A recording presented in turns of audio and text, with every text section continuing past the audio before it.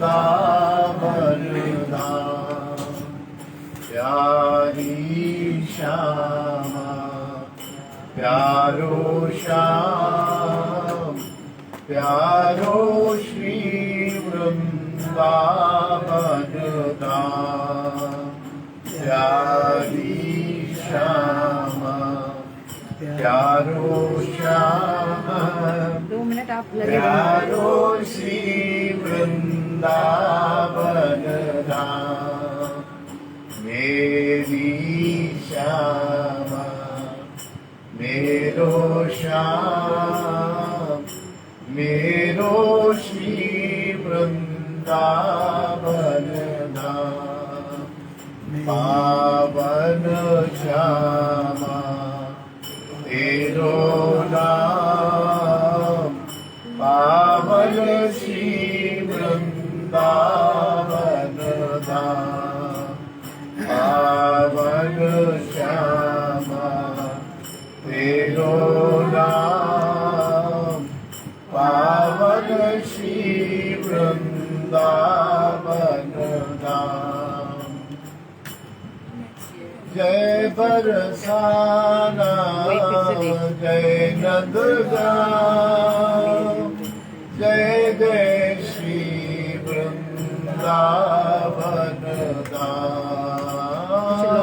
जय बरसाना जय नंदगांव जय जय श्री वृंदावन धाम। यह जोड़ी अविचल अविराम हृदय बसो मेरे आठों याम। यह जोड़ी अविचल अविराम हृदय बसो मेरे आठों याम।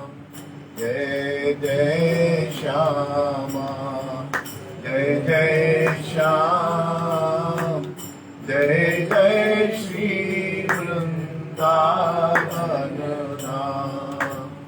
बोलिए वृंदावन बिहारी लाल की जय। श्री कृष्ण चैतन्य नित्यानंद महाप्रभु की जय। देव समीर बिहारी महाराज की जय। शालिग्राम प्रभु की जय। राम दरबार की जय। श्री गिरिराज महाराज की जय। तुलसी महारानी की जय। ब्रजरज रानी की जय। यमुना रस रानी की जय। हमारे गुरु स्थान श्रृंगार वट की जय। हमारे पूज्य दादाजी की जय।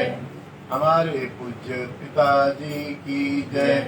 हमारे पूज्य स्वामी जी की जय। इनके गुरुदेव पूज्य श्री देवकी नंदन गोस्वामी प्रभुपाद की जय।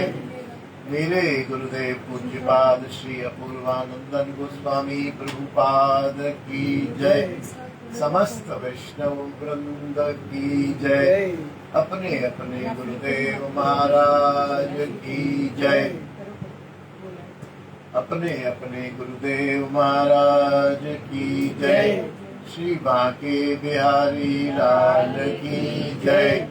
श्री राधा वल्लभ लाल की जय। श्री जुगल किशोर जी महाराज की जय। सप्त देवालय की जय। श्री राधा गोविंद देव जी की जय। श्री राधा गोपीनाथ जी की जय। श्री मदन मोहन देव जी की जय। श्री राधा दामोदर देव जी की जय। श्री राधा श्याम सुंदर देव जी की जय। श्री राधा रमन लाल जी की जय। श्री राधा गोकुलानंद देव जी की जय। जय जय श्री राधे श्याम निताय गौर हरि बोल। श्री श्री गुरु गोविंद कृपा से मानव जीवन के लिए अति दुर्लभ इस श्रवण और इस सत्संग में हम लोग सम्मिलित हैं। यह हमारा परम सौभाग्य ही है। मानव जीवन का परम लक्ष्य भगवत चरणारविंद की प्रेम सहित सेवा प्राप्ति ही है। उसके लिए श्रवण करना भक्ति का पहला अंग है। श्रवणम कीर्तनम विष्णु स्मरणम पाद सेवनम। श्रवण पहला अंग है जो हम कर रहे हैं। हैंग हो रहा है थोड़ा ना? हाँ जी, अभी नहीं हुआ। आप कोशिश कर रहे हो। कोई बात नहीं, एक बार इसको रीस्टार्ट करके 2 मिनट छोड़ दीजिए, हो जाएगा। ठीक है, नहीं तो बाद में लोड कर देंगे। ये हो ही रहा है हमारा रिकॉर्ड, ठीक है ना? कुछ ऐसा अभी कर रहा है, सुबह से तो ठीक चल रहा है। इसी क्रम में हम लोग भक्ति की योग्यता नामक इस छोटी सी बुकलेट का अध्ययन कर रहे हैं। अनेक दिनों से चल रहा है। थोड़ा एक सीढ़ी आगे बढ़ रहे हैं। छोटे छोटे विषय हैं, सामान्य विषय है, लेकिन महत्वपूर्ण है। इनको हम लोग बहुत कम जानते हैं। बड़े बड़े विषयों पर तो हमारा अधिकार है। छोटे छोटे विषयों के कारण हमें सफलता नहीं मिल रही है और हम पायदान से पीछे हटते जा रहे हैं। इसलिए इन छोटे छोटे विषयों पर चर्चा चल रही है। कल हमने गुरुदेव के बारे में समझा था। गुरुदेव अनेक प्रकार के होते हैं। श्रवण गुरु में भी जो कथा कहते हैं 2 प्रकार के हैं। जिनका धन केंद्र में है, पैसा मिलेगा तो कथा कहेंगे, पैसा मिले तो ठीक, ना मिले तो ठीक, कम मिले तो ठीक। ये 2 प्रकार के श्रवण गुरु कहे गए। शिक्षा गुरु कहे गए, फिर हरिनाम देने वाले नामदाता गुरु कहे गए, अंत में दीक्षा गुरु कहे गए। और दीक्षा गुरु की विशेषताएं बताई गई कि वह अव्यावसायिक हो। भजन, कथा, प्रवचन पैसे के लिए न करते हो। वो यदि करते हैं तो वो दीक्षा गुरु होने के लायक नहीं, बिल्कुल नहीं है। शास्त्र की आज्ञा है, लेकिन आजकल समय खराब है। 90-95% ऐसी ही स्थिति है। भगवत प्राप्त है, श्री राधे आ जाइए। निष्प्रिय है, निष्काम है, आ जाइए। भजनानंदी है, भजन भक्ति भजन शक्ति संपन्न है। आइए।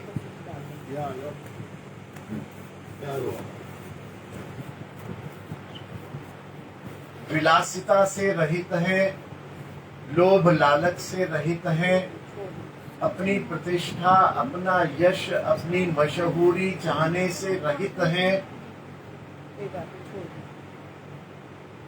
यश से रहित है, शिष्यों की भीड़ बढ़ाने से रहित है, किसी भी प्रकार की कामना से रहित है। कामना एक ही होनी चाहिए, कृष्ण कृष्ण प्रेम प्राप्ति, एक ही कामना। यहाँ तक कि संत लोग कहते हैं कि वृंदावन धाम की प्राप्ति की कामना भी नहीं करें, क्योंकि वृंदावन धाम तो दे देंगे ठाकुर। फिर यहाँ आके डोलता रहना, रिक्शा चलाता रहना, कुछ भी करता रहना। तो संत कहते एक ही बात मांगो ना। जैसे होता है ना, मैं आपसे कहूँ कि आप अपना फ्लैट दे दो, 2 लाख रुपए दे, अरे मैं आप ही मेरे को मिल जाओ, तो जो आपका है सब हो जाएगा ना। जब हम श्याम सुंदर की प्रेम सहित सेवा मांगेंगे, श्याम सुंदर को मांगेंगे, तो श्याम सुंदर अपने आप धाम देंगे। कैसे नहीं देंगे? अपने आप सब व्यवस्था देंगे। इसलिए बहुत संतों से ऐसा सुना है कि कभी भी कृष्ण कृष्ण प्रीति के अतिरिक्त कुछ भी ना मांगो। कृष्ण को मांगो और कृष्ण की प्रीति को मांगो।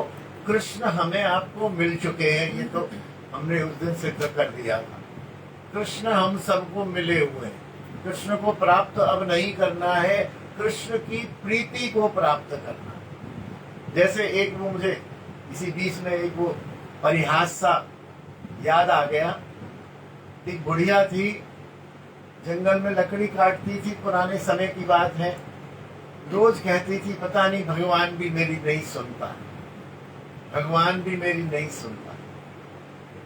उससे पहले बोले यमराज भी मेरी नहीं सुनता।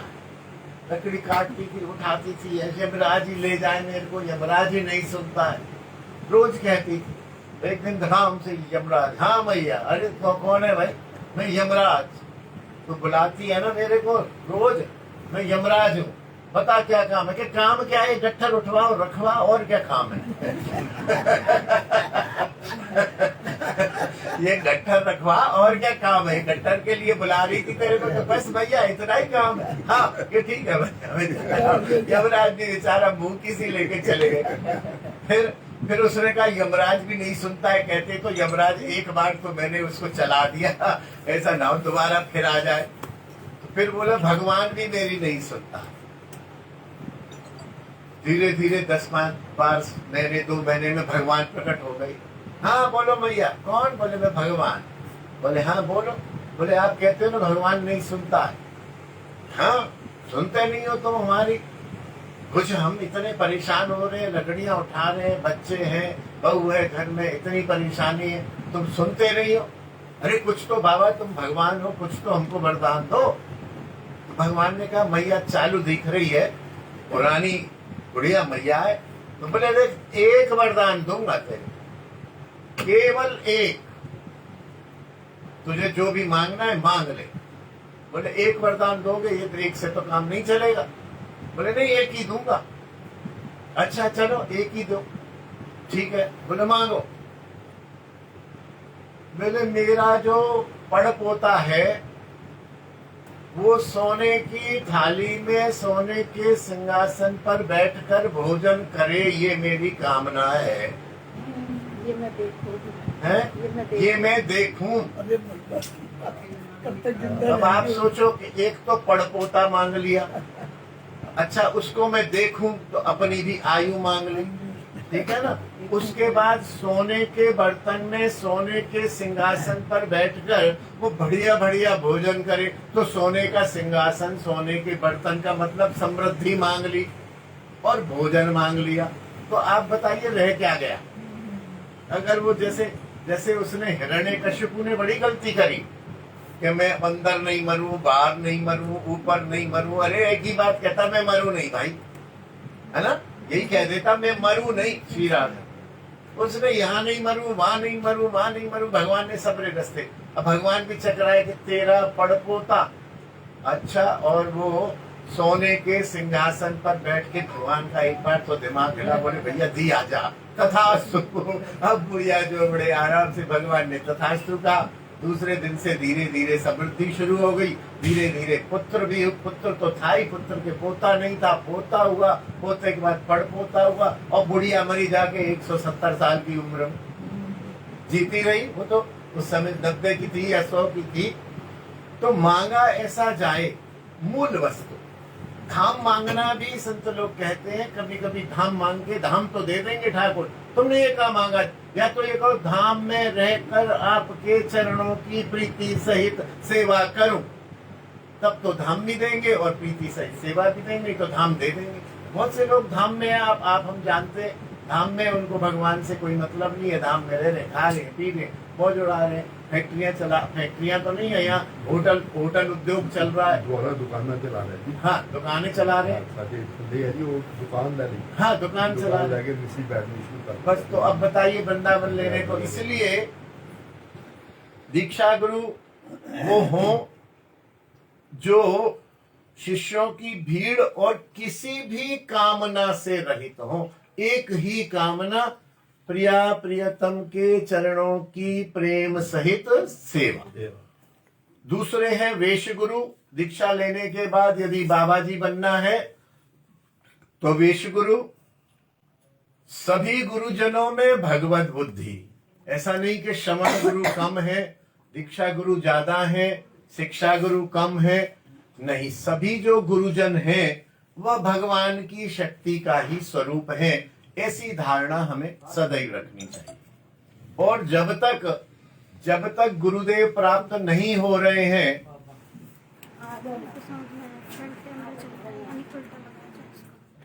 जय हो जय हो जय हो महाराज जी, प्रणाम प्रणाम। आइए आइए आइए आइए, प्रणाम, आइए आइए। कोई बात नहीं, कोई बस यहाँ से बैठ जाएंगे। अरे कमाल है, मेरे को पाप करा। नहीं नहीं नहीं बाबा, आप बिराजिए, आप पधारे महाराज जी, स्वामी जी प्रणाम करता हूँ आपको। जय जय श्री राधे श्याम, स्वामी जी महाराज की जय।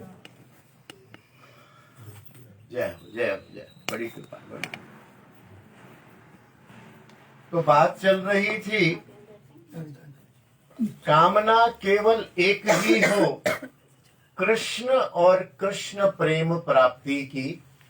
वृंदावन धाम की भी कामना करेंगे तो कभी धोखा खा जाएंगे। वृंदावन धाम तो मिल जाएगा, ठाकुर कहेंगे तुमने मेरा प्रेम मेरी भक्ति कहाँ मांगी, धाम मिल गया, आ जाओ, रिक्शा चलाओ, यहाँ पर आ जाओ, यहाँ पर दुकान चलाओ, आ जाओ, यहाँ पर बिल्डिंग बनाओ, पेड़े बांटो, कुछ भी बांटो। तो इसलिए कृष्ण और कृष्ण प्रेम प्राप्ति की ही कामना एक अच्छे साधक में होनी चाहिए, और जिस साधक में हो उसी को ही दीक्षा गुरु बनाना चाहिए। दीक्षा गुरु के लक्षण चल रहे हैं। सभी गुरुओं में दीक्षा गुरु, श्रवण गुरु और विश्व गुरु, नाम गुरु, सभी में इष्ट बुद्धि, भगवत बुद्धि और यह बुद्धि रहे कि ये भगवान की ही शक्ति है। कोई शिक्षा गुरु बड़ा है या दीक्षा गुरु छोटा है, अथवा कोई गुरु बड़ा है, ऐसा असंतुलन या ऐसा भावना नहीं रखनी चाहिए। और जब तक गुरु धारण ना हो तब तक श्री कृष्ण को ही कृष्णम वंदे जगत गुरु, कृष्ण को ही जगत गुरु मान के आगे बढ़ना चाहिए। और उनसे ये प्रार्थना करनी चाहिए कि हे कृष्ण, हे भगवान जी, हमको गुरुदेव प्राप्त कराइए, क्योंकि गुरुदेव प्राप्त होना बहुत जरूरी है। भगवान से भी जरूरी है कि गुरुदेव प्राप्त हो। यह कल की चर्चा थी। आज से जो प्रसंग चल रहा है, कभी कभी ऐसा होता है, साधक दीक्षित हो गया और गुरुदेव से मिलना जुलना थोड़ा सा कठिन हो गया, बात करना, आना जाना संभव नहीं हो पा रहा है। इसी बीच कोई एक और वैष्णव से भेंट हो गई, वो वैष्णव सहज में मिल भी रहे हैं, आपको शिक्षा भी दे रहे हैं, आपको स्नेह भी कर रहे हैं।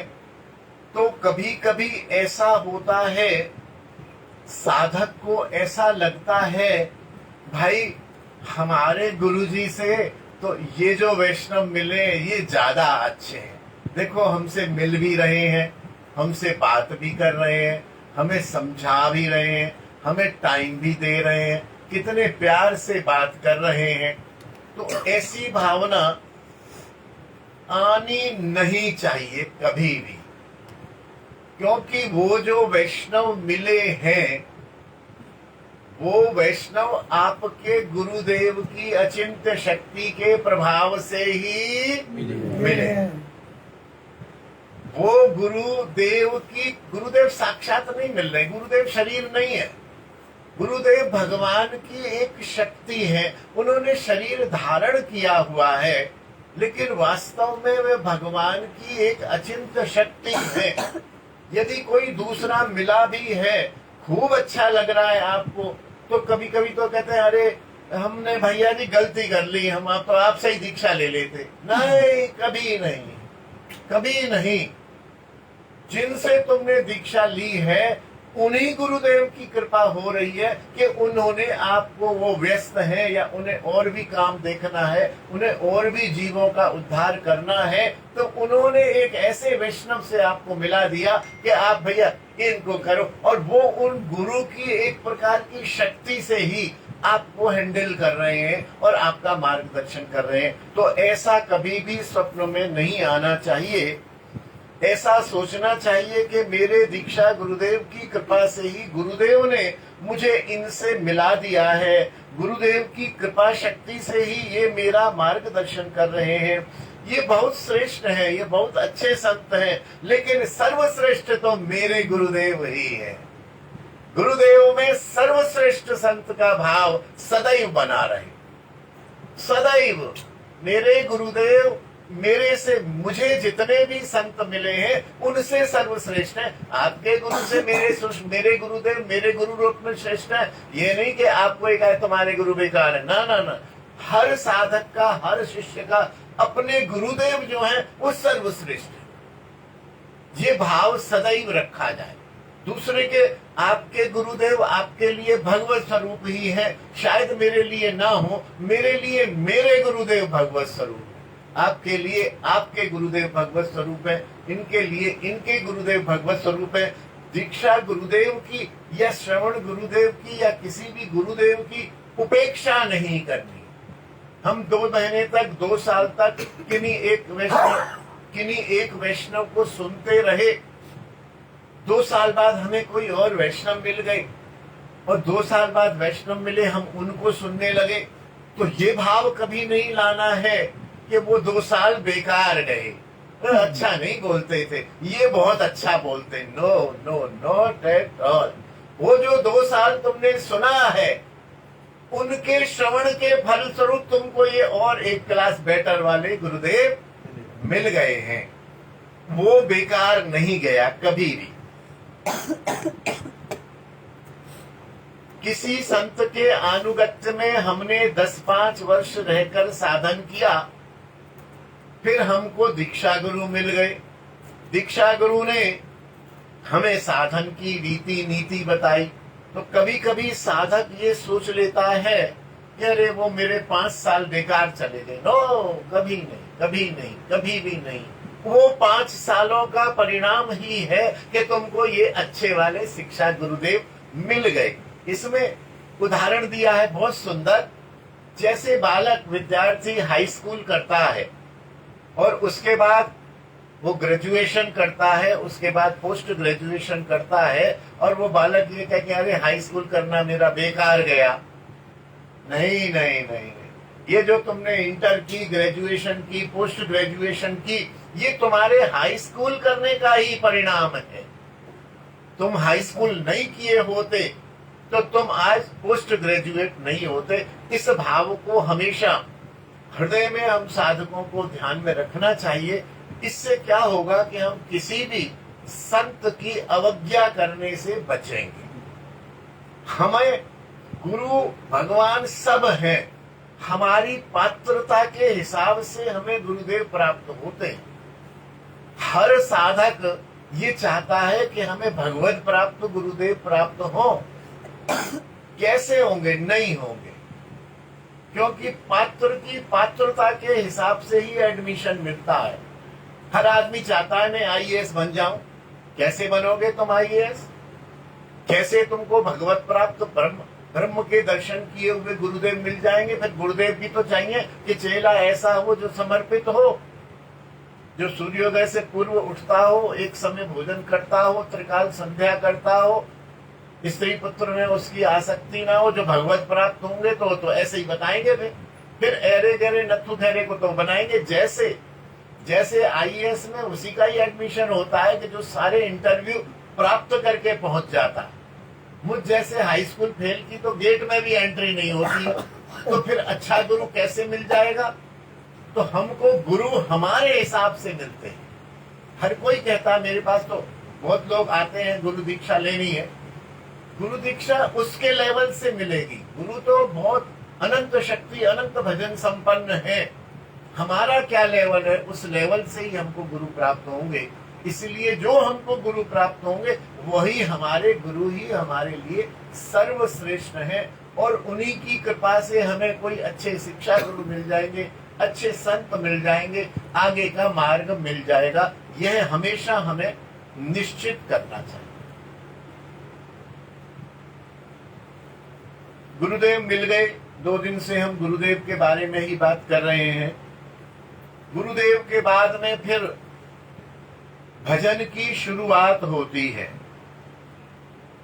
भजन की शुरुआत में वैसे तो अनंत विधाएं हैं, 64 अंग भक्ति भी है, नवविधा भक्ति भी है, और भी बहुत चीजें हैं, साधु सेवा है, वैष्णव सेवा है, श्रवण है, कीर्तन है, मनन है, सब कुछ है।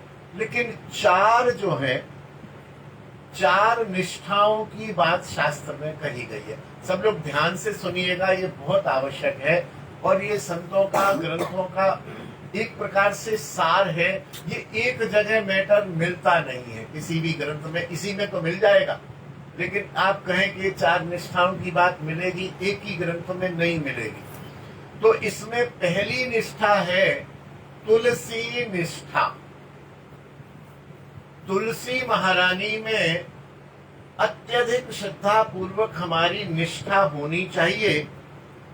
तुलसी भगवान की प्रिया प्रियतमा है, कांता है, जैसे राधा रानी है, जैसे रुक्मिणी है, जैसे कुब्जा है, ऐसे तुलसी महारानी है। कई बार ऐसा भी मेरे पास प्रश्न आता है कि तुलसी महारानी एकादशी रखती हैं, एकादशी के दिन इनको जल नहीं देना चाहिए। अरे भाई, तुलसी कोई जीव है? तुलसी ठाकुर जी की कामता है, पत्नी है, प्रियतमा। राधा जी क्या एकादशी रखती हैं? भगवान कृष्ण क्या एकादशी रखते हैं? एकादशी हम जीवों के लिए, और ऐसा भी हम नहीं कहें कि राधा जी एकादशी नहीं रखते तो हम क्यों रखें। ऐसा भी कहीं कहीं आ जाता है, ठाकुर जी को एकादशी रखते हैं। अरे ठाकुर जी एकादशी रखते, ठाकुर जी के साथ पर्वत उठाते हैं, तो उठा ले, चल 7 किलो का पत्थर ही उठा ले। तो एकादशी के दिन तुलसी जी एकादशी नहीं रखती हैं, ये डंके की चोट कह रहा हूं, बिल्कुल नहीं रखती हैं। वो हरिप्रिया हैं, उनको व्रत रखने की कोई आवश्यकता नहीं, कोई आवश्यकता नहीं। इसलिए एकादशी के दिन तुलसी जी को जल देने में कोई दिक्कत नहीं, ये पक्की बात है।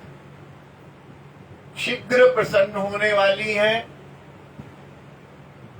अघनाशिनी है। अघ कहते हैं उन पापों को जिनको भोगना ही पड़ता है। न वो पाप प्रायश्चित से कटते हैं, न वो पाप किसी कृपा से कटते हैं, न वो पाप किसी और विधा से कटते हैं, उनको भोगना ही पड़ता है। लेकिन तुलसी अघनाशिनी है। तुलसी उन पापों का जो कैसे भी नहीं कटते हैं, उनका नाश कर देती है। अघनाशिनी है तुलसी। तुलसी के लिए और कुछ विशेष पूजा आदि की भी बात नहीं है। ठीक है, हम शालिग्राम से विवाह करते हैं, अच्छा है, लेकिन वो कोई आवश्यक नहीं है। आवश्यक है तो एक तो है परिक्रमा। तुलसी जी की कम से कम 4 या 12 या 108 परिक्रमा देनी चाहिए। 4 इसलिए कि 4 परिक्रमा देंगे तो 27 दिन में 108 हो जाएंगी। 12 परिक्रमा देंगे तो 9 दिन में 108 हो जाएंगी। होनी 108 ही है। अब वो 108 आप एक दिन में कर लो, चाहे 9 दिन में कर लो, चाहे 27 दिन में कर लो, चाहे 1 दिन में कर लो। तुलसी की 108 परिक्रमा देने से तुलसी महारानी बहुत प्रसन्न होती है। तुलसी महारानी को प्रतिदिन जल देना चाहिए। एकादशी हो चाहे द्वादशी हो, जल देने में कभी भी कहीं मनाही नहीं है। चैन में भी ठाकुर शास्त्र में बहुत आदेश है। संक्रांति को मत लीजिए, पूर्णिमा को मत लीजिए, रविवार को मत लीजिए, ग्रहण वाले दिन मत लीजिए, इस दिन मत लीजिए, एकादशी को मत चयन करिए। बहुत हैं, लेकिन सबसे अंतिम श्लोक में लिखा गया है कि यदि ठाकुर की सेवा के लिए ले रहे हैं तो कभी भी ले सकते हैं। ठाकुर की चाय बनाने के लिए नहीं, काढ़ा बनाने के लिए नहीं। काढ़ा बनाने के लिए लोगे, चाय के लिए लोगे तो वो एकादशी, संक्रांति, पूर्णिमा, ग्रहण, ये सब देखना पड़ेगा। श्री राधे श्री राधे। आइए, वो सब देखना पड़ेगा। लेकिन कृष्ण सेवा के लिए यदि ले रहे हैं तो कभी भी ले सकते हैं। हाँ, संतों का यह व्यक्तिगत रूप से आग्रह है कि जिस द्वादशी का भी मना करते हैं, और हमारा एकादशी व्रत प्राय द्वादशी को ही होता है। और एक साधक कहाँ से देखे कि आज द्वादशी है कि एकादशी है, कि 6 बजे लग रही है कि 12 बजे लग रही है। तो उसका एक ही तरीका है, जिस दिन हमारा एकादशी व्रत हो उस दिन तुलसी चैन ना करें। बस एक ये शास्त्र की जो बाद में हमें छूट दे के आज्ञा दे दी गई, जिस दिन हमारा व्रत है उस दिन हम पुष्प तुलसी चैन नहीं करेंगे, जल प्रतिदिन देंगे, परिक्रमा करेंगे, और दोपहर 12 बजे से पूर्व ही तुलसी चैन कर लेना चाहिए। क्योंकि ऐसा एक श्लोक है कि जो 12 बजे के बाद मुझे चैन करता है तो ठाकुर ने कहा है कि वो मेरे सिर पर डंडे मारता है। श्लोक है बाकायदा, यहाँ लिखा नहीं है, मुझे याद भी नहीं है, लेकिन ये पता है। तो इसलिए हम कोशिश करें 12 से पहले तुलसी चैन कर लें और परिक्रमा करें, तुलसी को जल दें, तुलसी के पौधों की येन केन प्रकारेण रक्षा करें। वो भी तुलसी सेवा ही है। मिट्टी खराब है, मिट्टी बदलें, गोबर डालें, उसमें खाद डालें। इस बार हमारे यहाँ तुलसी चौक में हमारे बाबा ने बड़ी मेहनत की, यानी क्या क्या दवाई, क्या क्या एक बदबूदार कुछ था, वो डाला किया। तो परिणाम ये हुआ कि इस बार 80% तुलसी जो है शांत नहीं हुई, गमले बने रहे। और अब जैसे मौसम आ रहा है तो तुलसी जी बड़ी प्रसन्न है, जल भी दे रहे हैं, हम सेवा भी कर रहे हैं, सब भैया लोग परिक्रमा भी करते हैं, तुलसी जी के सामने कीर्तन भी होता है, गिरिराज भी विराजमान है, शालिग्राम विवाह भी होता है हर वर्ष। तो तुलसी जी की सेवा यदि हम करेंगे तो भगवत प्राप्ति हमें शीघ्रता से हो जाएगी। तुलसी निष्ठा जरूर होनी चाहिए। हम 1 लाख नाम कर रहे हैं, मंदिर जा रहे हैं, दान कर रहे हैं, दक्षिणा कर रहे हैं, ये कर रहे हैं, वो कर रहे हैं, तुलसी जी में हमारी निष्ठा नहीं है तो देरी लगेगी। इसलिए तुलसी जी के प्रति कभी उपेक्षात्मक भाव नहीं रहना चाहिए। बोलिए तुलसी महारानी की जय। अच्छा गुरु जी, तुलसी जी की परिक्रमा किसी भी समय दे सकते, किसी भी समय, कोई समय की पाबंदी, कोई समय नहीं है। कोशिश ये करना चाहिए कि तुलसी जी के गमले की छाया जो पड़ती है उस पे हमारा पैर ना पड़े, कोशिश करनी चाहिए। और नहीं तो थोड़ा दूर बच के कर देना चाहिए। कभी भी सूर्योदय से सूर्यास्त यहाँ तक रात्रि में भी कर सकते हैं, कोई दिक्कत नहीं। स्वामी एक और है जी, मतलब शालिग्राम के तुलसी जो है शालिग्राम की रखी जाती है शालिग्राम के साथ। हाँ जी।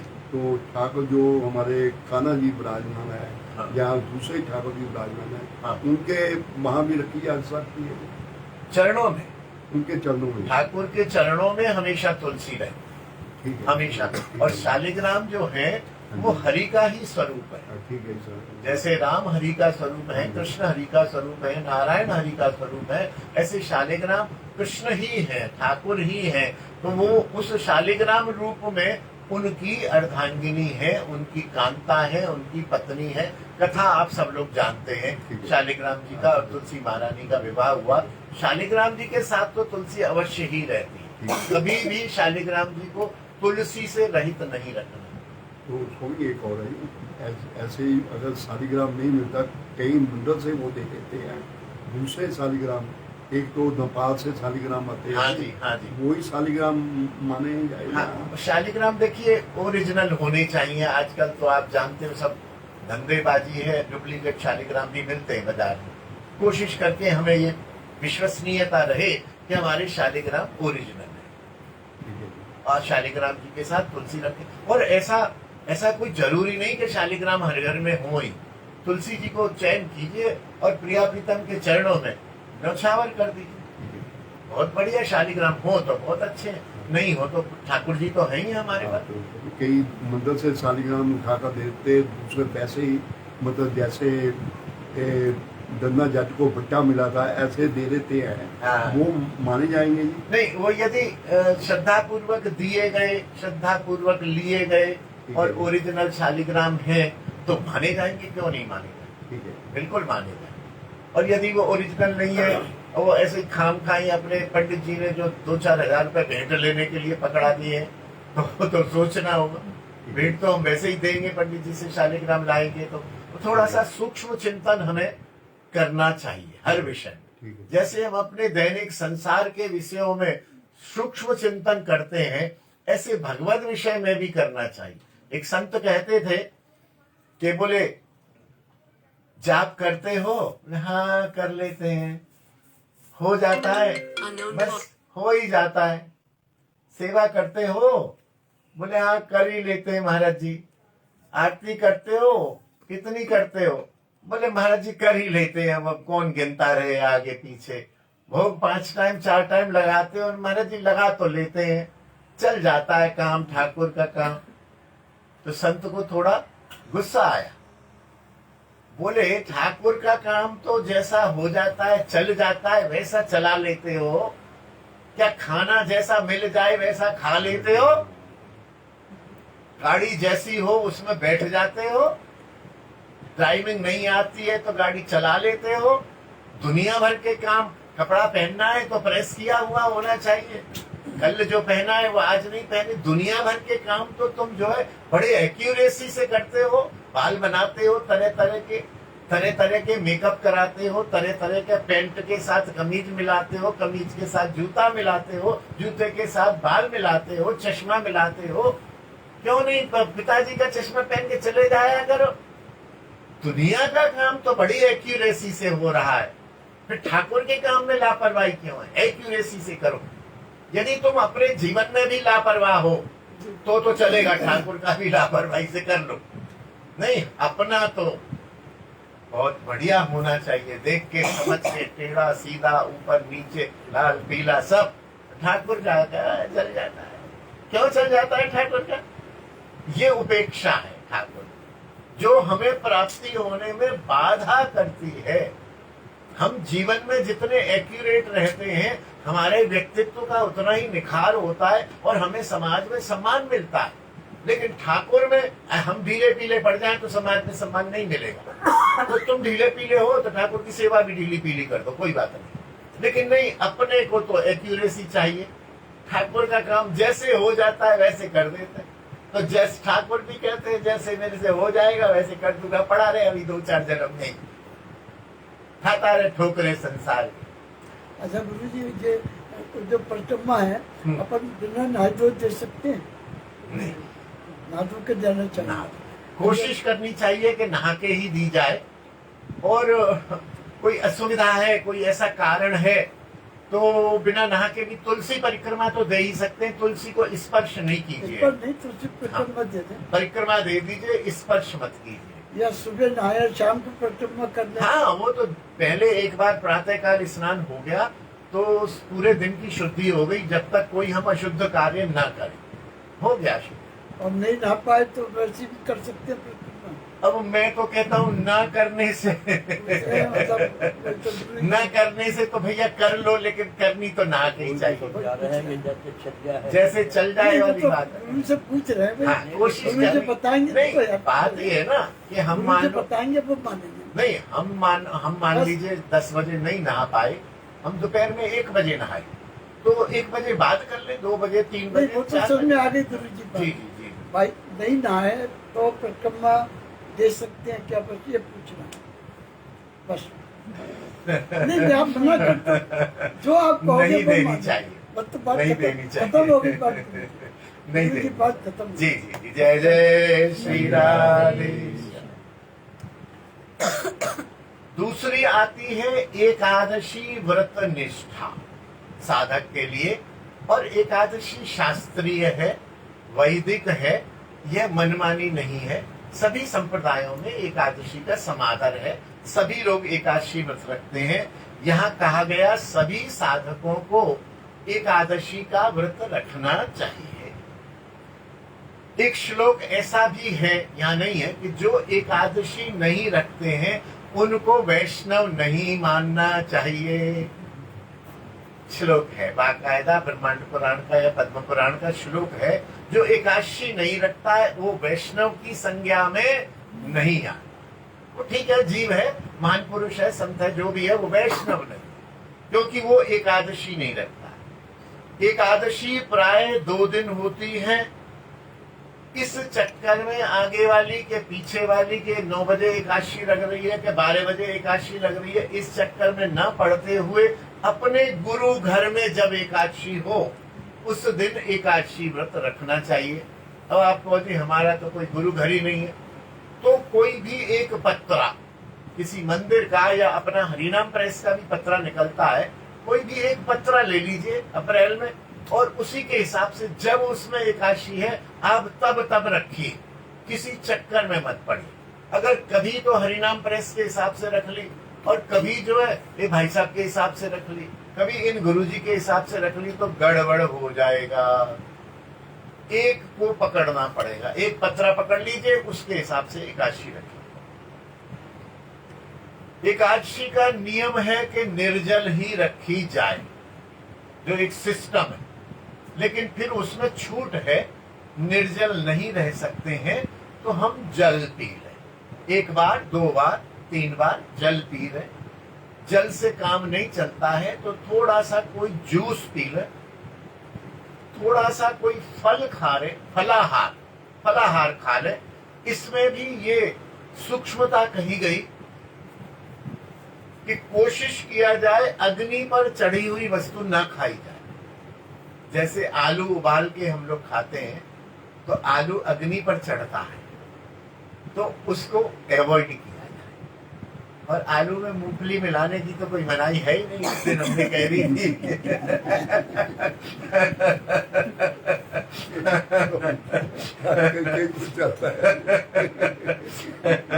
तो ये कोशिश की जाए कि अग्नि पर बिना चढ़ा हुआ वस्तु से उस दिन काम चल जाए। नहीं चलता है तो खा लिया जाए आलू, क्योंकि अगर आगे बता रहे हैं उद्देश्य भोजन ना खाना नहीं है। आज ये मत खाओ, ये मत खाओ, ये मत खाओ, ये खाओ, ये खाओ, ये खाओ, ये खाओ ना। उद्देश्य आज है भजन करना। भजन के लिए चित्त वृत्ति हमारी शांत रहे तो हम सात्विक फलाहार करें अथवा कोई भी आहार न करें, जिससे ये चित्त वृत्ति हमारी सात्विक रहे। और जो परम वैष्णव कोटि के लोग हैं वो एकादशी से 1 दिन पहले दशमी को दोपहर को प्रसाद पाके रात में प्रसाद नहीं पाते। उनकी मान्यता ये है कि रात को यदि हमने अन्न पा लिया तो वो एकादशी के दिन हमारे पेट में रहता है। तो इसका कोई वो नहीं है पेट में अन्न है के मन है, वो हमें विकारित करेगा, हमारी चित्तवृत्ति को क्रोधित करेगा, विकारित करेगा, राग द्वेष पैदा करेगा, मन में चंचलता करेगा। इसलिए वो रात को नहीं पाते हैं, पूरा एकादशी के दिन व्रत रहते हैं, फिर द्वादशी के दिन दोपहर में प्रसाद पाते हैं, सुबह व्रत निर्जल रहते हैं। ये उन संतों की क्रिया बता रहा हूं मैं कि जो निर्जल रहते हैं वो दशमी को नहीं पाते हैं ना भैया, रात्रि में नहीं पाएंगे, और दोपहर में भी बहुत से तो ऐसे जो फल ही पाएंगे, है ना। दोपहर में अन्न नहीं पाएंगे, दशमी को दोपहर में फल पाएंगे। एकादशी निर्जल रखेंगे, द्वादशी को सुबह वो काली मिर्च का पानी मानी क्या वो एक पदार्थ है, गुड़ नींबू काली मिर्च का पानी पियेंगे 1-1.5 गिलास, फिर राधे राधे, फिर दोपहर में जाके ठाकुर जी को भोग लगा के तब पाएंगे। तो उनका करीब 2-2.5 दिन का व्रत होता है। चलिए हम लोग इतना नहीं कर सकते हैं तो हम लोग कम से कम अन्न न पाए उस दिन, और अधिक भजन हो उसके लिए है। अब जैसे हमारी लाली है 3 टाइम हमको इनको उस करती, आज बनना ही नहीं कुछ, क्या है आज निर्जल है, राधे श्याम रसोई की छुट्टी, ठाकुर जी को भोग लग जाएगा तो ठाकुर जी को फलाहार हो जाएगा, ठाकुर को 1 रोटी बना दो, ठाकुर की तो एकादशी है नहीं, प्रिया जी की एकादशी नहीं है, ठाकुर को दाल चावल रोटी बना दो, भोग लग जाएगा। जो आए यहाँ पर बिना एकादशी वाला उसको बांट दो, क्या परेशान, कोई परेशानी नहीं। चटपटापन और स्वाद नहीं। हम लोग फलाहार भी रखते हैं तो उसमें भी अब बहुत कह चुके हैं, बार बार कहने से लाभ नहीं है। आपने सुना ही हुआ है कि ये लाएंगे, फिर वो साबूदाना लाएंगे, फिर नींबू लाएंगे, फिर ये लाएंगे, फिर पूछेंगे गुरुजी इसमें पुदीना डाल सकते हैं? अरे भाई तो छाड़ो यार, तो कोई चीज बना के किसी तरह से पेट को संभाल ले, है क्या दिक्कत है? फल, आलू, कोई 3 पदार्थ निश्चित करें, केवल नमक और काली मिर्च का प्रयोग करें।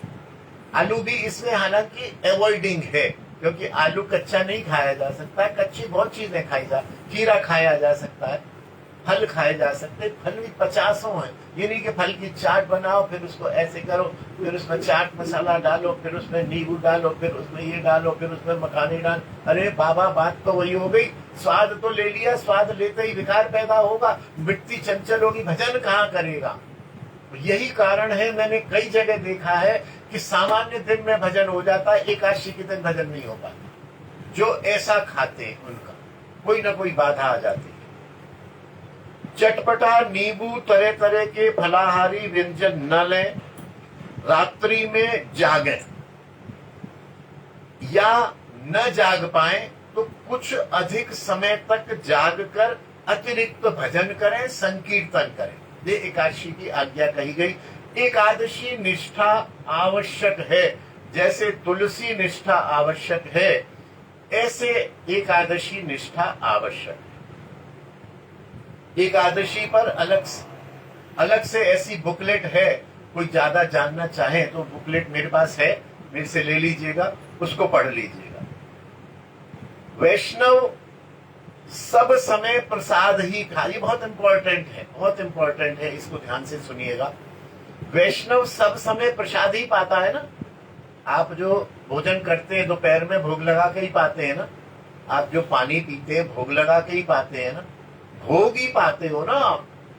तो भोग के नाम पर एकादशी का तिरस्कार करने की भी आज्ञा नहीं है। कहीं कहीं ये कह दिया जाता है, ठाकुर जी का भोग आ जाए तो उसमें अन्न वृत्ति क्यों कर रहे हो, उसको भोग समझ। अरे हम तो भोग ही खाते हैं भाई, हम बिना भोग कब खा रहे हैं? मुझे बताइए, जो अमनिया खाता है वो वैष्णव नहीं? तो उस दिन विशेष रूप से आज्ञा है कि एकादशी के दिन अन्न प्रसाद का भी त्याग कर दिया जाए, फलाहार प्रसाद का पाया जाए। क्योंकि प्रसाद कोई हम वैष्णवों के लिए तोप नहीं है। प्रसाद के लिए हम अपना व्रत तोड़ दें, हम तो हर समय प्रसाद ही पाते हैं। हमने मान लो ये व्रत कर रखा है कि हम एक बार पाएंगे दिन में, क्यों जी? हमने एक सोच रखा है कि हम तो 7 बजे पाएंगे, और 4 बजे कोई प्रसाद ले आया तो तोड़ दें अपना व्रत। अरे प्रसाद कोई बहुत बड़ी चीज नहीं है, हम तो 24 घंटे प्रसाद ही पाते हैं। प्रसाद के लिए किसी निष्ठा, किसी व्रत को तोड़ने की आज्ञा नहीं है। अभी तो वैष्णव तो जब पाता ही प्रसाद है तो उसके लिए यही आज्ञा है, भैया लाला आज अन्न प्रसाद मत पाइयो, आज फल प्रसाद पाइयो। बस खत्म हो गई। चाहे वो प्रसाद अपने ठाकुर का हो, चाहे बिहारी जी का हो, चाहे राधा वल्लभ का हो। अब देखिए, मैं क्षमा सहित कहना चाहूंगा कि अपने राधा वल्लभ संप्रदाय में थोड़ी सी एकादशी के प्रति थोड़ा सा ढीलापन है, आवश्यक। मना तो नहीं करते, लेकिन हाँ चाहो तो रखो, मत रखो, तो वहां फिर गुरु परंपरा मानी जाए। जहाँ यदि हमारे गुरुदेव कहते हैं लाला आज मत रखो एकादशी, कोई जरूरत नहीं है, तो वो फिर गुरुदेव ने जिम्मेदारी ले ली, हम छुट्टी हो। गुरुदेव ने जिम्मेदारी ले ली, हमारे गुरुदेव कहते हैं एकादशी मत रखो, तो ठीक है मत रखो, क्योंकि गुरु सर्वोपरि है। मेरी बात, शास्त्र की बात, संत की बात, गुरु की बात, मैं गुरु की बात सर्वोपरि है। यदि उनकी परंपरा, अच्छा वो भी गुरु क्या है कि एक नई सी बात कह दे। जैसे मैं मान लो गुरु हूं, मैं गौड़ीय संप्रदाय से हूं, मैं कह दो अरे मत रखो, तो मेरी बात भी मान्य नहीं। गुरु और संप्रदाय, आचार्य परंपरा से यदि वो बात है, हमारे आचार्य परंपरा से एकादशी के प्रति विशेष सम्मान नहीं है तो नहीं रखेंगे हम। हमें उसमें कोई पाप नहीं है, कोई हानि नहीं है। जैसे गुरुदेव और हमारे आचार्यों ने सोच के ही तो कहा होगा, कुछ आचार्यों ने सोच के ही तो कहा होगा। इसीलिए जहां कहीं ऐसा है तो वहां की बात अलग है। अन्यथा जो अन्य संप्रदाय हैं, सभी संप्रदाय, रामानुज, रामानंद, गौड़ीय, निम्बार्क, सभी लोग एकादशी का समादर करते हैं और उनके हिसाब से एकादशी निष्ठा भजन करने के लिए, वैष्णव कहलाने के लिए आवश्यक है। तीसरी है कि चौथी है? तीसरी है। तुलसी निष्ठा, एकादशी निष्ठा, तीसरी आ गई धाम निष्ठा। ठीक है, आज लाली कह रही थी कि धाम पर थोड़ा ज्यादा बोलना। मैंने कहा ठीक है, जो राधा रानी बोल पाएगी वो बोलेंगे, लेकिन अब समय कहाँ रहा है। ये कोई समझ बात लेना। नहीं, कल बोलिए। हाँ? कोई बात नहीं, बैठे हुए 10 मिनट। हम बैठे हैं। हाँ, और 10 हाँ, मिनट ठीक है। के लिए, ठीक है। सुनेंगे हाँ, आप तो बोलते जाओ। सभी। अब आप हम तो बैठे। आप अच्छे से बोलो। हाँ, धाम जो है, धाम प्रभु का घर होता है, ये समझ लीजिएगा। जैसे साकेत धाम अयोध्या राम जी का घर है, वृंदावन कृष्ण जी का घर है, ऐसे धाम हैं, अनेक धाम हैं। लीला स्थल भी है, धाम भी है। धाम में निष्ठा होनी चाहिए, ये आवश्यक है। आराध्यो भगवान ब्रजेश तनयस्तद्धाम वृंदावन। उनके धाम में हमारी आसक्ति तद गुणाख्याने प्रीति तद वसति स्थले। जहाँ उनका धाम है वहाँ हमारी प्रीति रहनी ही चाहिए। धाम के बारे में तो बहुत कहा गया। ये लाला हमारा वृंदावन में महिमामृत पढ़ के यहाँ आ गया, सब घर बार छोड़ के, माता पिता को छोड़ छाड़ के आ गया। कहाँ रहोगे? कहीं भी सो जाएंगे। कहाँ नहाओगे? जमुना जी में नहाएंगे। क्या पाओगे? कहीं भी पा लेंगे। वस्त्र, बोले यही वस्त्र है, एक जोड़ा और है, धो लेंगे, पा लेंगे। और अच्छे करोड़पति घर का बालक है। अभी मैं रात में इससे बात करूंगा कि माता पिता से कह के आया है कि नहीं आया, उनको कष्ट नहीं देना। पहले भी 1-2 बार आया, मेरे टच में भी रहता है। उनका चलो आज तुम आए हो तो कोई बात नहीं, रहो, देखेंगे। लेकिन ऐसे मरकट वैराग्य से भी काम नहीं चलेगा, है ना। निष्ठा पूर्वक रहना होगा, शरीर की रक्षा करनी होगी, क्योंकि शरीर से ही भजन होगा। हम यदि शरीर को लापरवाही में धूप में पड़े हुए हैं, 2 दिन नहीं खा रहे हैं, गड़बड़ हो जाएगा तो भजन कैसे हो जाएगा। शरीर को हमें स्वस्थ रखना ही है, इसलिए शरीर रक्षा करना, शरीर को देखना, घर की परिस्थिति को देख के समझ के ऐसे मरकट वैराग्य नहीं करना है। सबने किया है, भगवत प्राप्ति सब करेंगे, हम सब लोग करेंगे, इस जन्म में नहीं करेंगे, अगले में करेंगे। धैर्य से, सिस्टम से हमें चलना होगा। तो धाम निष्ठा। कुछ वैष्णव बहुत जल्दी वृंदावन, बरसाना आदि धामवास चाहने लग जाते हैं, अच्छी बात है। लेकिन फिर भी जब तक यह संभव न हो, धाम में समय समय पर आते जाते रहना चाहिए और यहाँ रहने की अवधि को बढ़ाना चाहिए। हम आए 2 दिन रहे, अगली बार आए तो हम कोशिश करें 4 दिन रहे, अगली बार आए तो 8 दिन रहे, अगली बार आए तो सोच के आए 10-12 दिन रहेंगे। बीच में कोई काम पड़ा तो बीच में वो काम मार के फिर आ गए 1 दिन के लिए, फिर यहाँ रह गए। तो धाम के प्रति निष्ठा अवश्य रहनी चाहिए। यहाँ घूमने की दृष्टि से नहीं, फक्कड़ बनकर भजन बढ़ाने की दृष्टि से आना चाहिए। यथासंभव मंदिर दर्शन करने चाहिए। मंदिरों से भी अधिक संत वैष्णवों के दर्शन करने चाहिए और संत वैष्णवों से भजन की जिज्ञासा करनी चाहिए। तद विद्धि प्रणिपातेन परिप्रश्नेन सेवया। वैष्णव को प्रणाम करो, उसकी कृपा की याचना करो और उससे प्रश्न पूछो। यह भी वैष्णव की एक सेवा है। प्रश्न पूछने में कभी हिचकिचाहट मत करो कि इनको तकलीफ होगी, गुरुजी के सोने का समय, के जागने का समय, हम तो बहुत प्रश्न पूछते हैं। हाँ, प्रश्न जैसे हो, प्रश्न तर्क को तर्क जैसे ना हो, तो तब क्या है, उपदेक्षन्ति ते ज्ञानम, जो तत्वदर्शन कुछ ऐसा है, ज्ञानिनः तत्वदर्शन। वह तत्वदर्शी उसकी सेवा से प्रसन्न होकर उसको उपदेश करेगा। तो संतों के पास अधिक जाना चाहिए मेरे हिसाब से, क्योंकि दर्शन कराए, हो गया, शक्ति मिल गई, फिर कम से कम जो भी है आगे हमें क्या करना है, कैसे करना है, क्या नहीं करना है, कहाँ रहे, क्या खाएं, क्या पिए, ये यद्यपि दर्शन करने से ये सारी चीजें हृदय में आ जाती हैं, फिर भी संतों का संग आवश्यक है और संतों के साथ बैठ के चर्चा करना भी आवश्यक है।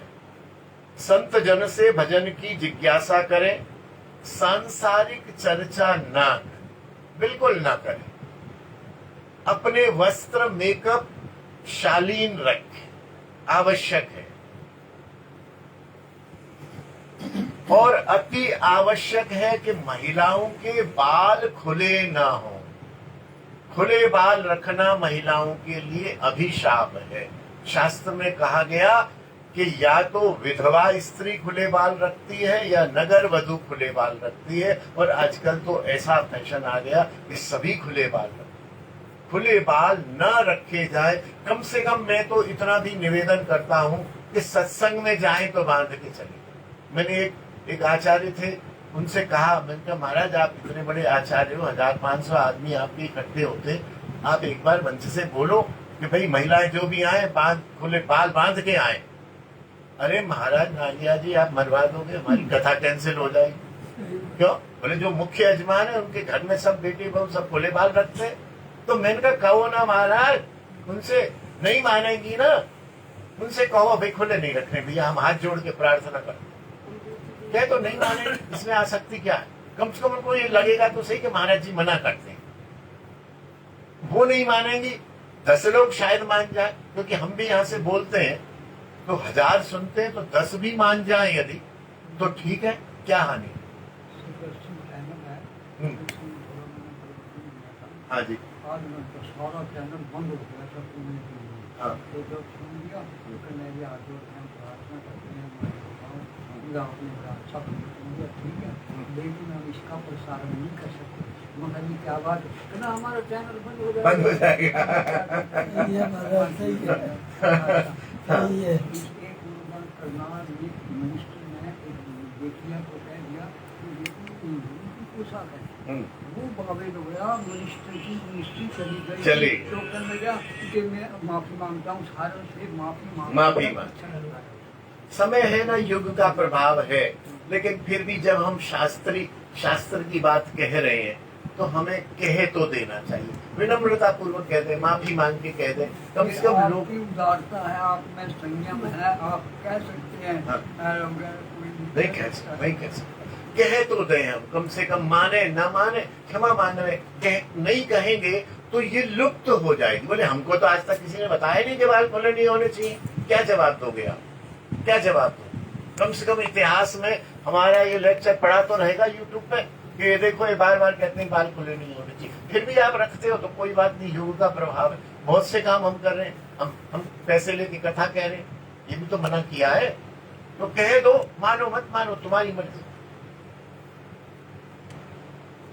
शुद्ध सात्विक भोजन करें, स्वाद में न फंसे। वृंदावन आने पर कोशिश करके स्वाद में न फंसे या सात्विक भोजन किया जाए। ब्रजवासी कैसे भी हो वे हमसे श्रेष्ठ हैं, यह भाव रखें। ब्रजवासी यदि ब्रज में जन्म मिल गया और ब्रज में अखंड वास मिल गया तो वो एक कॉमन व्यक्ति से श्रेष्ठ है, ये भावना सदैव रखनी चाहिए। जैसे आप लोग भी हैं, आप लोग भी अब इस समय ब्रजवासी हैं, लेकिन आपका ब्रज में जन्म नहीं है। आप हो सकता है एक ब्रजवासी से, हो सकता है क्या करते ही है, मेरे से तो आप सब लोग ज्यादा ही भजन करते हैं, मैं ब्रजवासी हूँ, लेकिन फिर भी अपने लिए नहीं कह रहा हूँ, हर ब्रजवासी के लिए यह भाव रखें कि यह हमसे श्रेष्ठ है, इसलिए उससे न जबान लड़ाएं, न उसकी निंदा करें, न परेशान हो, हाथ जोड़ के निकल जाए। थोड़ा अपमान सहन कर लें, कहीं 100-200 रुपए की हानि हो उसको सहन कर लें। ब्रजवासी को सदैव श्रेष्ठ रखेंगे, मानेंगे तो ब्रज में वास मिलेगा, नहीं तो नहीं मिलेगा। ब्रज के प्रति अपराध होता चला जाएगा। यदि गुरु धारण नहीं किया है तो वृंदावन के संतों में गुरु ढूंढने का प्रयास करें। परिचित वैष्णव जिन्होंने गुरु धारण किया हुआ है उनसे पूछें कि हमें भी गुरुजी धारण करने हैं, भाई आप बताइए। उसी से पूछे जो गुरु धारण किया हुआ हो और जो आपको लगता हो कि ये ठीक है। खाली कथा सुनी, लपटदार भीड़ देखी और हमने गुरुजी से दीक्षा ले ली, वहां धोखा खाएगा, क्योंकि यह काम अनुगत्य का है। पूछ के करो, जिन्होंने गुरु धारण किया है, जो गुरु धारण कराते हैं, उनसे पूछ के समझ के गुरु धारण करना। आवृत्ति एवं यहाँ रुकने के दिनों को बढ़ाना चाहिए। बार बार जैसे हम महीने में एक बार आते हैं तो महीने में 2 बार आए, महीने में 3 बार आए। एक बार आते हैं 2 दिन रुकते हैं तो 3 दिन रुके, 5 दिन रुके, अधिकतर समय कोशिश करके यहाँ रुके। यहाँ रहेंगे तो धामवास हो जाएगा। चौथी है नाम निष्ठा, उसको भी कह देते हैं 5 मिनट में एक विषय विश्राम हो जाएगा। तो तुलसी निष्ठा, एकादशी निष्ठा, धाम निष्ठा और नाम निष्ठा। कलयुग में सर्व साधन सार है नाम निष्ठा। कलऊ केशव कीर्तना, कलयुग केवल नाम आधारा। आदि शास्त्र वचनों के से नाम के आश्रय से एक साधक सब कुछ पा जाता है। नाम के कल भी हम निवेदन कर रहे थे, नाम ऐसे है जैसे संसार में पैसा है। पैसा है तो आप सब पा जाएंगे, कुछ भी इच्छा होगी पैसे से पूर्ण हो जाएगी, और पैसा नहीं है तो कुछ भी नहीं पा पाए। ऐसे ही साधन में सब कुछ है, श्रवण है, मंदिर है, दर्शन है, संत है, लेकिन नाम नहीं है तो फिर जीने का कुछ काम नहीं। नाम जरूरी है, नाम निष्ठा होनी ही चाहिए। सब समय हम नाम का आश्रय ले लें। नाम से सबसे पहला काम होता है पाप नाश। शास्त्र में एक श्लोक है कि एक कृष्ण नाम में जितने पाप हरने की शक्ति है, उतने पाप आजीवन एक जीव द्वारा करने की शक्ति नहीं। पूरे जीवन भर हरऊ नाम निर्झरणे श्लोक है, मैं भूल जाता हूं। एक कृष्ण नाम लेके जितने पाप नष्ट हो जाते हैं, उतने पाप हम और आप लोग पूरे जीवन में नहीं कर सकते। तो पाप नाश की बड़ी जबरदस्त शक्ति है। अच्छा, दूसरी क्या है? अच्छा, मेरे पिछले 3000 पाप थे, नाश हो गए, फिर कल से फिर पाप शुरू हो गया। नाम में पाप की प्रवृत्ति को भी नाश करने की शक्ति है। पाप करने में मेरी प्रवृत्ति नहीं होगी जब तक मैं नाम का आश्रय लिए रखूंगा। होगी तो वो नाम की निष्ठा के हिसाब से कम होती जाएगी, कम हो जाएगी, कम हो जाएगी, कम हो जाएगी, और एक दिन आएगा कि पाप करने की रुचि, पाप करने का शौक, पाप करने की प्रवृत्ति हमारी नष्ट हो जाएगी। तीसरा काम नाम करते हैं अंतःकरण की शुद्धि, जिस पर हम पीछे 10-12 दिन से बात कर रहे हैं। मन, बुद्धि, चित्त, अहंकार, इसको अंतःकरण चतुष्टय कहा गया। इस अंतःकरण की शुद्धि नाम से होती है। भव महादावाग्नि का नाश, ये जो संसार में एक ज्वाला, एक आग लगी हुई है, दावाग्नि, इस आग का नाश होके चित्त और मन शांत हो जाए, ये नाम का प्रभाव। जब ये अग्नि शांत हो जाती है तो आनंद रूपी समुद्र की प्राप्ति हो जाती। भव महादावाग्नि निर्वापणम श्रेय कैरव चंद्रिका वितरणम विद्यावधु जीवनम आनंदाम्बुधि वर्धनम प्रतिपदम पूर्णामृता स्वादनम सर्वात्म स्नपनम परम विजयते। श्री कृष्ण नाम संकीर्तनम परम विजयते। तो आनंद रूपी समुद्र की प्राप्ति हो जाती है। पूर्ण रस का आस्वादन नाम से ही मिलेगा। पूर्णामृता स्वादनम, पूर्ण रस का, संपूर्ण आत्मा का संपूर्ण रूप में उद्धार हो जाएगा, निश्चित उद्धार हो जाएगा नाम के कारण। ऐसा होने पर फिर निष्ठा, फिर रुचि, फिर आसक्ति, फिर भाव, फिर प्रेम प्राप्ति श्री नाम के आश्रय से हो जाएगी। यहाँ तक भी कह दिया गया मंत्र दीक्षा के बिना नाम की दीक्षा में ही प्रेम प्राप्ति हो जाएगी। हमारे पूज्य विनोद बाबा इसीलिए मंत्र देते ही नहीं है, बोले नाम दे रहा हूं तो प्रेम प्राप्ति कर ले, जिस दिन प्रेम प्राप्ति हो जाए उस दिन तेरे को मंत्र दे दूं। प्रेम प्राप्ति हो कहां से जाएगी, नहीं होगी, बड़ी मुश्किल है, इसलिए वो नहीं देते हैं। और मैं भी इस बात का समर्थन करता हूं कि हमें नाम लेके तन मन धन से नाम का आश्रय यदि हम ले लेंगे तो प्रेम प्राप्ति हो जाएगी। इसके बाद फिर अब कल कंठी धारण का विषय है, और कंठी धारण करके नाम आश्रय कैसे लें, नाम दाम लें। नाम जप की 4 अवस्थाएं हैं, क्रिया है, अनुशीलन है, साधन है, भजन है। फिर नाम लेने के प्रकार हैं 4, उपांशु, वाचिक, मानसिक, कीर्तन, संकीर्तन। ये सब कल आप वैष्णव की गुरुजन की कृपा रहेगी तो कल इसका आस्वादन करेंगे। कोई प्रश्न तो नहीं है? जय जय श्यामा, जय जय श्याम, जय जय श्री जय जय श्यामा, जय जय श्याम, जय जय श्री वृंदावन धाम।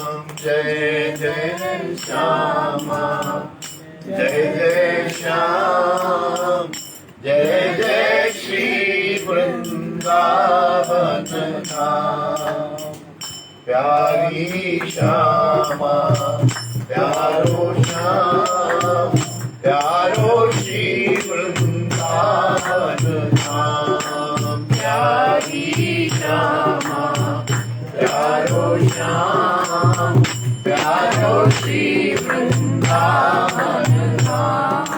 मेरी श्यामा, मेरो श्याम, मेरो श्री वृंदावन धाम। मेरी श्यामा, मेरो श्याम, मेरो श्री वृंदावन धाम। पावन श्यामा तेरो नाम, पावन श्री वृंदावन धाम। पावन श्यामा तेरो नाम, पावन श्री वृंदावन धाम। जय बरसाना, जय नंदधाम, जय जय श्री वृंदावन धाम। जय बरसाना, जय नंदधाम, जय जय श्री वृंदावन धाम। जय जोशी अभिचल अभिराम, हृदय बसो मेरा सोया। जय जोशी अभिचल अभिराम, हृदय बसो मेरा सोया। जय जय जय जय श्यामा, जय जय श्याम, जय जय श्री वृंदावन धाम। जय जय श्यामा, जय जय श्याम, जय जय श्री वृंदावन धाम। जय राधे राधे, राधे राधे, जय राधे राधे, राधे राधे, जय राधे राधे, राधे राधे, जय राधे राधे राधे, राधे राधे राधे, जय राधे राधे राधे, राधे राधे राधे, जय राधे राधे, राधे राधे, जय राधे राधे, राधे राधे, जय राधे राधे राधे, राधे राधे राधे, जय राधे राधे, राधे राधे, हमारी प्यारी राधे, हमारी प्यारी राधे। भानु दुलारी राधे, कान्हा की प्यारी राधे, बाबा की प्यारी राधे,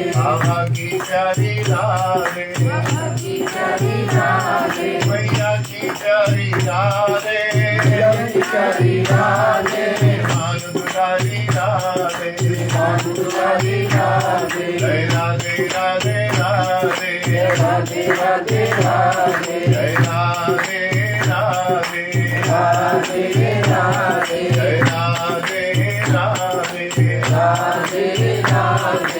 हरि बोल हरि बोल, हरि बोल हरि बोल, हरि बोल हरि बोल, हरि बोल हरि बोल, निताई गौर हरि बोल, हरि बोल हरि बोल, निताई गौर हरि बोल, हरि बोल हरि बोल, निताई गौर हरि बोल, हरि बोल हरि बोल, निताई गौर हरि बोल, हरि बोल हरि बोल, निताई गौर हरि बोल, हरि बोल हरि बोल, निताई गौर हरि बोल, हरि बोल हरि बोल, हरि बोल हरि बोल, हरि बोल हरि बोल, हरि बोल हरि बोल, हरि बोल हरि बोल, हरि बोल हरि बोल, हरि बोल हरि बोल, हरि बोल हरि बोल, हरि बोल हरि बोल, हरि बोल हरि बोल, हरि बोल हरि बोल, हरि बोल हरि बोल, हरि बोल हरि बोल। हम प्रतिदिन अलग अलग ध्वनिया भी, नाम ध्वनि भी लेते हैं। कल हमने श्री कृष्ण गोविंद हरे मुरारे हे नाथ नारायण वासुदेवा और ये ध्यान भी दिलाया था कि नाम ध्वनि में ज्यादा से ज्यादा नाम ध्वनि ऐसी ना हो जैसे कौन सी थी कल बताई थी हमने, हैं? चौखट पे हाँ, तेरी चौखट पे आना मेरा काम है, मेरी बिगड़ी बनाना तेरा काम है। एक बार भी न कृष्ण आया न राम आया न नारायण आया, चौखट और बिगड़ी और आना और जाना ये नाम ध्वनि नहीं है। भाव है, ठीक है, अच्छी बात है, लेकिन ये नाम ध्वनि नहीं है। नाम ध्वनि तो वो है जिसमें हर शब्द में भगवान का नाम हो, जैसे श्री कृष्ण गोविंद हरे मुरारे हे नाथ नारायण वासुदेव, सब नाम ही नाम। ऐसे ही आज है श्री क्या हुआ, कोई बात नहीं, वो भी भजन कीर्तन सुनने आ रहे। छोड़ दो जाने दो। मैं बोल दूँ, हाँ, हाँ, जाओ। आप देख लो, आप देख लो। नहीं मैं कोई बेटा, आप जाओ पकड़ लो, जाने दो उसको, सत्संग सुनने आया। जीवा संकीर्तन में और नाम जप में पूज्य बाबा ये राधा रमन चरण दास देव विराजे हैं। इनसे पूछा गया, जब नाम जप कर रहे हैं धीरे धीरे, नाच के 4-6 लोग मिलकर संकीर्तन क्यों करते? बोले हम जप जो करेगा उसका कल्याण होगा। कीर्तन यदि हम करेंगे तो कीर्तन सुनने वाले का भी कल्याण होगा, और साथ ही साथ इस कमरे में जो भी जीव योनि के कॉकरोच है, मच्छर है, मक्खी है, क्या बोलते मकड़ी है, चींटियां हैं, छिपकली हैं, इनके कानों में भी नाम पड़ेगा तो इनका भी कैसे न कैसे कल्याण होगा। इसलिए कलऊ केशव कीर्तना, कीर्तन करो जोर जोर से। और देखो कीर्तन में ही निकल के आया, कथा में नहीं आया, कीर्तन में आया। तो आज हम कर रहे हैं कीर्तन। गौड़ीय संप्रदाय में प्राय ये कीर्तन होता है। श्री कृष्ण चैतन्य प्रभु नित्यानंद, हरे कृष्ण हरे राम, श्री राधे गोविंद। श्री कृष्ण चैतन्य प्रभु नित्यानंद, हरे कृष्ण हरे राम, श्री राधे गोविंद। श्री कृष्ण चैतन्य प्रभु नित्यानंद, हरे कृष्ण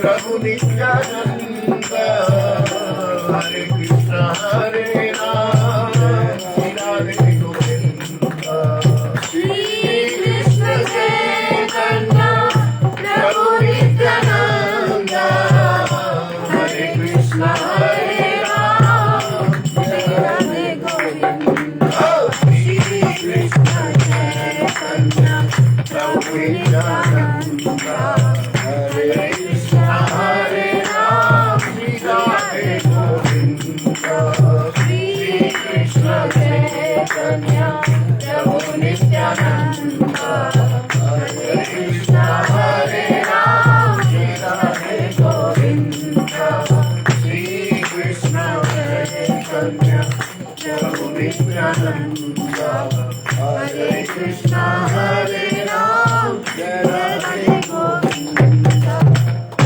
हरे कृष्ण चैतन्य नित्यानंद महाप्रभु की जय वृंदावन बिहारी लाल की जय समीर बिहारी महाराज की जय शालिग्राम प्रभु की जय श्री राम दरबार की जय गिरिराज महाराज की जय तुलसी महारानी की जय ब्रजरज रानी की जय यमुना रस रानी की जय हमारे गुरु स्थान श्रृंगार मठ की जय पूज्य स्वामी जी की जय पूज्य दादाजी की जय पूज्य पिताजी की जय उनके गुरुदेव पूज्य श्री देवकी नंदन गोस्वामी प्रभुपाद की जय मेरे गुरुदेव पूज्य श्री अपूर्वानंदन गोस्वामी प्रभुपाद की जय समस्त वैष्णव वृंद की जय हमारे बीच में आज स्वामी जी पधारे हैं उनको हम सब प्रणाम करते हैं उनकी जय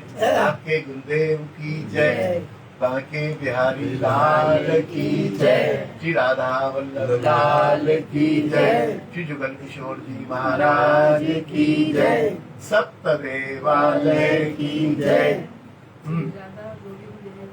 श्री राधा गोविंद देव की जय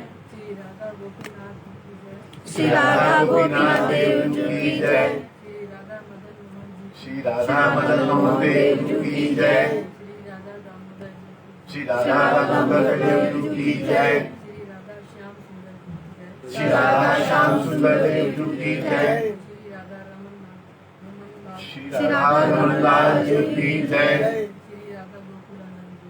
श्री राधा गोकुलानंद देव जी की जय जय श्री राधे श्याम निताई गौर हरि बोल आज के आनंद की जय समस्त वैष्णव वृंद की जय महाराज की जय।